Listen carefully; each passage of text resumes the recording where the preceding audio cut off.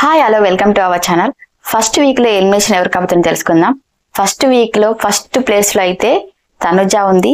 Tanuja first week లోనే తనేంటో prove చేసుకుంది. హరీష్ గాని శ్రీజ గాని కామనర్స్ అందరు కూడా తననే టార్గెట్ చేసినట్లు అయితే కనిపించింది. ఫస్ట్ వీక్ మొత్తం కూడా కుకింగ్ విషయంలో అయినా సరే అదివు ఇదివు ఇలా అలా అంటూ తననైతే ముప్పు తిప్పలు పెట్టి 3 చీరల నీళ్ళైతే తాగించారు. కానీ అయినా కూడా తనుజ చాలా ఓపికతో వాళ్ళకి ఏది కావాలో అది చేసి పెట్టింది. తన వర్క్ ఏ విధంగా చేయాలో అదే విధంగా చేసింది అన్నట్టు. తన వర్కింగ్ పరంగా కానీ తన బిహేవియర్ కానీ చాలా అంటే చాలా బాగుంది. అందుకేనేమో కానీ ఓటింగ్ అయితే రాకెట్ల దూసుకెళ్లిపోయింది. జనాలందరూ కూడా తన మీదే ఫోకస్ పెట్టినట్టున్నారు. ఒక సాఫ్ట్ కార్నర్ అయితే తన మీద ఏర్పడింది అనుకోవచ్చు. అందుకే ఫస్ట్ ప్లేస్ లో అయితే తనుజ అయితే దూసుకెళ్లిపోతుంది. చాలా బాగా ఆడుతుంది తనైతే. నెక్స్ట్ సెకండ్ ప్లేస్ లో అయితే ఇమాన్యు అయితే దూసుకెళ్లిపోతున్నాడు. తనైతే చాలా స్మార్ట్ గా ఆలోచిస్తున్నాడు, చాలా బాగా ఆడుతున్నాడు. వామో ఇమాన్యు అయితే జబర్దస్త్ లోనే కాదు బీబీ హౌస్ లో కూడా తగ్గేదేలే అంటూ దూసుకెళ్లిపోతున్నాడు. తన స్ట్రాటజీ గాని గేమ్స్ పరంగా గాని ప్రతిదీ కూడా చాలా అంటే చాలా బాగుంది. అంతేకాకుండా తను ఏంటో కూడా ప్రూవ్ చేసుకున్నాడు.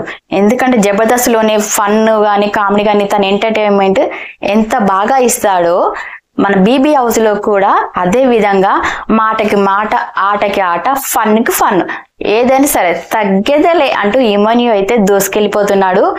అందుకే కావచ్చు తనకు కూడా ఓటింగ్ పరంగా చూస్తే సెకండ్ ప్లేస్ లో అయితే చాలా సేఫ్గా అంటే సేఫ్ గా ఉన్నాడు.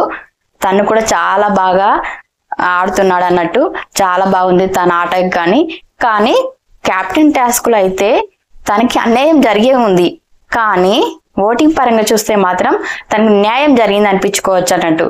అందుకే జనాలందరూ కూడా తనని సెకండ్ ప్లేస్ లో ఉండేటట్టయితే ఓటింగ్ అయితే వేశారు. చాలా అంటే బాగుంది. థర్డ్ ప్లేస్ లో అయితే సంజన గారు అయితే ఉన్నారు. తన గేమ్ అయితే మామూలుగా లేదండి, ఇచ్చి పడేసింది.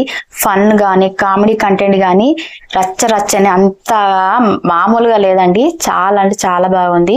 ఎగ్ విషయం గాని షాంపూ పరంగా గాని కంటెంట్ అయితే బిగ్ బాస్ కి కావాల్సిన కంటెంట్ అయితే ఇచ్చి పడేసింది.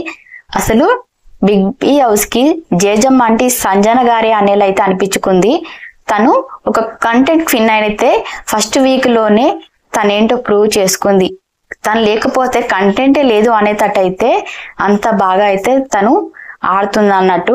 అంతేకాకుండా కామనర్స్ అందరూ కూడా సంజన గారు ఎలా గేమ్ ప్లే ఆడబోతున్నారు, ఏ స్ట్రాటజీ ఉపయోగిస్తున్నారు అని ఒక చిన్న ఆలోచన వాళ్ళలో కలిగేలా అయితే చేసింది.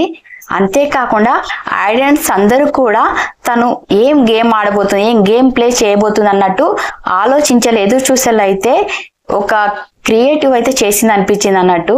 అంత బాగా అయితే తనైతే ఆడుతుంది. ఫోకస్ కూడా తనపైనే ఫోకస్ పెట్టేలా అయితే చేసింది.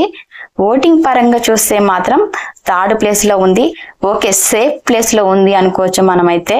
నెక్స్ట్ వీక్ ఎలాగో కెప్టెన్సీ తను ఉంది కాబట్టి నెక్స్ట్ వీక్ కూడా సేఫ్ లోనే ఉంటుంది. ఫోర్త్ ప్లేస్ లో అయితే సుమన్ శెట్టి గారు అయితే ఉన్నారు. కానీ నాకైతే బీబీ హౌస్ లో అయితే సుమన్ శెట్టి గారు ఉన్నారా లేరా అన్నట్టయితే నాకు అనిపించింది. మరి మీకు ఎలా అనిపించిందో చెప్పండి.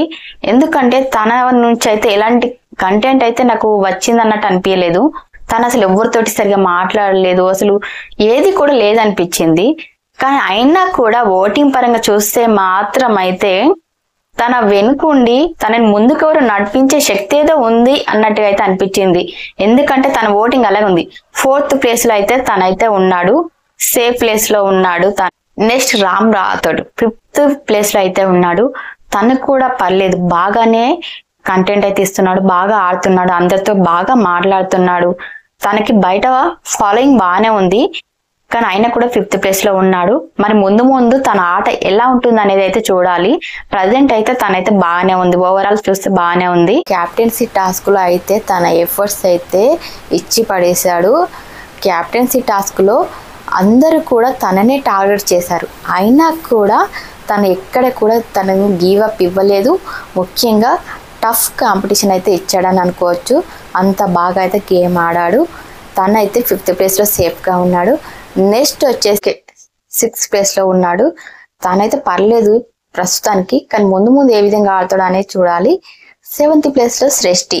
తనైతే డేంజర్ జోన్ లో ఉంది. ఎందుకంటే తనైతే గేమ్ పరంగా కానీ అసలు సరిగా తనకు కనిపించలేదు, డేంజర్ జోన్ లో ఉంది. 8th ప్లేస్ లో అయితే ఫ్లోరా ఉంది. ఫ్లోరా కూడా డేంజర్ జోన్ లో ఉంది.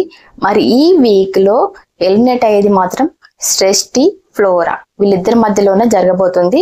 వీళ్ళిద్దరిలోనే ఎవరో ఒకరు ఎలిమినేట్ అవుతారు. మరి వీడియో నచ్చితే లైక్ చేయండి, షేర్ చేయండి, సబ్స్క్రైబ్ చేయండి.